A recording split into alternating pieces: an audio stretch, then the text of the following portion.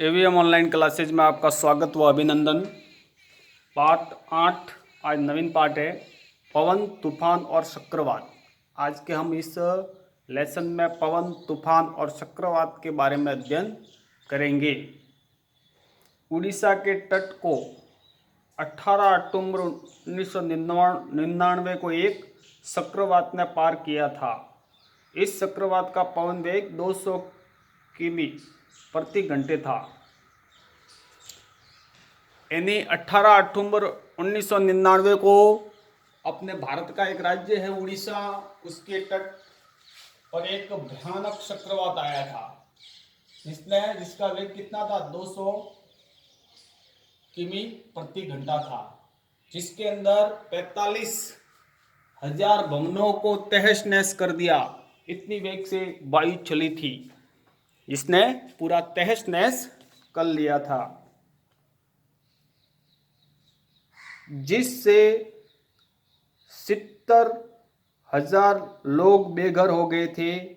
उसी वर्ष 29 अक्टूबर को 260 किमी प्रति घंटे के पवन वेग से पुनः एक अन्य चक्रवात आया। एक और चक्रवात आया जिसका वेग क्या था, 260, यानी इससे भी ज़्यादा भयंकर था। एक अन्य चक्रवात उड़ीसा में आया। इसके साथ ही 9 मीटर ऊंची समुद्री लहरें भी तट से टकराई। 9 मीटर ऊपर समुद्र का पानी उठा और वो भी उड़ीसा के तट से टकराया। हजारों लोगों ने अपनी जान गंवा दी। हजारों लोगों ने, जिनकी गिनती नहीं की जा सकती, हजारों की संख्या में लोगों ने अपनी जान गंवा दी, यानी मर गए। करोड़ों रुपए की संपत्ति नष्ट हो गई। करोड़ों रुपए की संपत्ति नष्ट हो गई, जैसे बाइक है, घर है, सोने चांदी के जेवर, भवन वगैरह सब क्या हो गए, खंडर हो गए। चक्रवात ने कृषि, परिवहन, संचार और विद्युत संभरण सप्लाई को प्रभावित किया, जिससे क्या हो गया, कृषि, खेत वगैरह सब क्या हो गए, पूरे रेत के रेत हो गए, टूट गए। परिवहन यानी सड़कें टूट गई, परिवहन के साधनों का संपर्क टूट गया। संचार यानी दूरदर्शन है, टेलीविजन है, इन सब का संपर्क कट गया। और विद्युत संभरण सप्लाई को प्रभावित किया और लाइट की सप्लाई भी बंद हो गई। लेकिन चक्रवात होते क्या हैं, ये हमारे मन में एक प्रश्न उठता है कि चक्रवात होते क्या हैं, ये कैसे बनते हैं, इनका निर्माण कैसे होता है, ये इतने विनाशकारी क्यों होते हैं, ये इतने विनाशकारी क्यों होते हैं। इस अध्याय में हम ऐसे कुछ प्रश्नों के उत्तर जानने का प्रयास करेंगे। हम वायु द्वारा होने वाली कुछ क्रियाकलापों से आरंभ करते हैं। ये क्रियाकलाप हमें चक्रवात से संबंधित कुछ मूलभूत विशेषताओं को स्पष्ट करने में सहायक होंगे।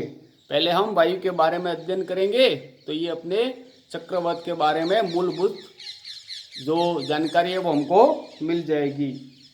इससे पहले कि हम क्रियाकलाप आरंभ करें, याद रखिए कि गतिशील वायु पवन कहलाती हैं। सबसे इम्पोर्टेंट परिभाषा आपके सामने ये आ गई।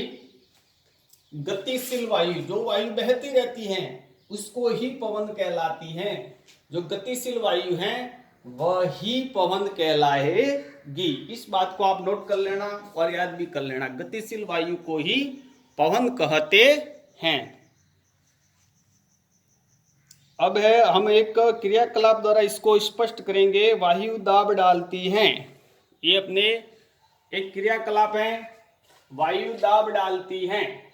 ढक्कन वाला टीन का डिब्बा लेना है अपने को, पानी से आधा भरना है उसको, डिब्बे को गर्म करना, फिर डिब्बे को क्या करना, गर्म करना, ताकि उसके अंदर वाला पानी गर्म हो जाए।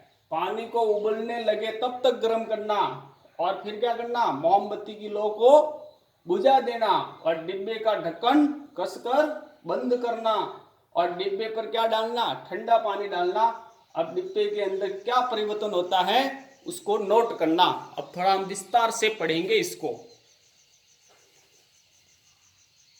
इस क्रियाकलाप में आपको पानी उबालने की आवश्यकता पड़ेगी। ढक्कन वाला टीन का एक डिब्बा लीजिए, इसे पानी से लगभग आधा भर लीजिए। डिब्बे को मोमबत्ती की लौ पर तब तक गर्म कीजिए जब तक कि पानी उबलने लग जाए। मोमबत्ती को फिर बुझा देना है। तत्काल ही डिब्बे का ढक्कन कसकर बंद कर दीजिए। गर्म डिब्बे को सावधानी से धातु के गहरे पात्र अथवा कांच बेसिन में रख दीजिए। डिब्बे पर ठंडा पानी डालिए।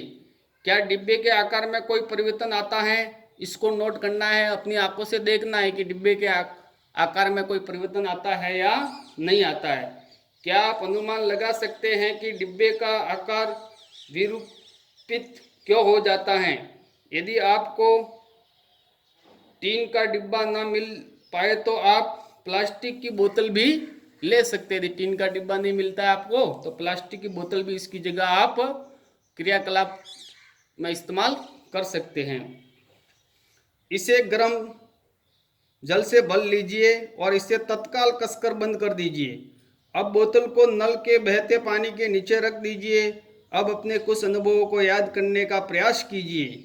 जब आप पतंग उड़ाते हैं तो क्या इसे चलाना आसान होगा? यदि पवन उस दिशा की विपरीत दिशा से आ रही हो जिसमें आप नौका लेकर जाना चाहते हैं, यानी यही है, हम लोग जो साइकिल चलाते हैं और सामने यदि वायु आ रही है उसके सामने साइकिल चलाएंगे तो अपने को ज़्यादा दाब डालना पड़ेगा, यानी ज़्यादा ताकत लगानी पड़ेगी। फिर ये कह रहा है नौका होती है तो इसके आगे की तिकोना आकृति होती है, इसलिए वो वायु को चीरती हुई आगे बढ़ती हैं।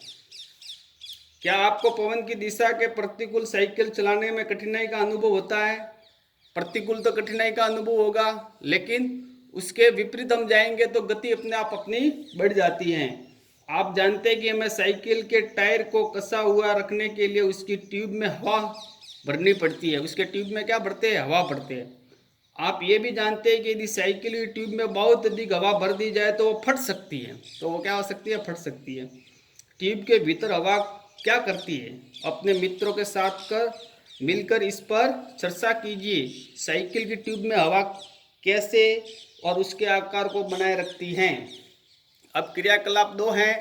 इसके अंदर एक खाली बोतल लेनी है, खाली बोतल ले ली, एक अपने कागज की गोली बनाई और कागज की गेंद जैसा, और यहाँ हवा से हम उसको फूंक लगाएंगे, यानी धक्का देंगे अंदर की ओर।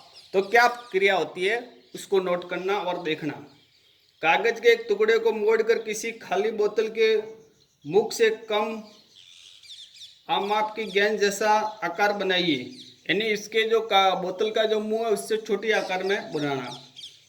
खाली बोतल को पकड़कर उसके मुख के पास कागज की गेंद को रख लीजिए। अब फूंक मारकर गेंद को बोतल के भीतर डालने का प्रयास कीजिए। अब फूंक मारकर उसको उसके अंदर गेंद को बोतल के अंदर पहुंचाने का प्रयास कीजिए। इस क्रियाकलाप को विभिन्न माप की बोतलों के साथ करने का प्रयास कीजिए। विभिन्न प्रकार की बोतलों के साथ इसको प्रयास करना। अपने मित्रों से भी फूंक मारकर गेंद को बोतल के भीतर डालने का प्रयास करने को कहिए। पहली और बुझो चाहते हैं कि निम्नलिखित प्रश्न पर विचार किया जाए। कागज की गेंद को फूंक मारकर बोतल में डालना कठिन क्यों हो जाता है? क्योंकि वो खाली जो बोतल होती है उसके अंदर ऑलरेडी वायु भरी हुई रहती है, और हम जो वायु इसके अंदर फूंक मार के डाल रहे हैं तो दूसरी वायु बाहर आ रही है, वो गेंद को क्या दे रही है? धक्का दे रही है। आज अपना अध्ययन यहीं तक रहेगा।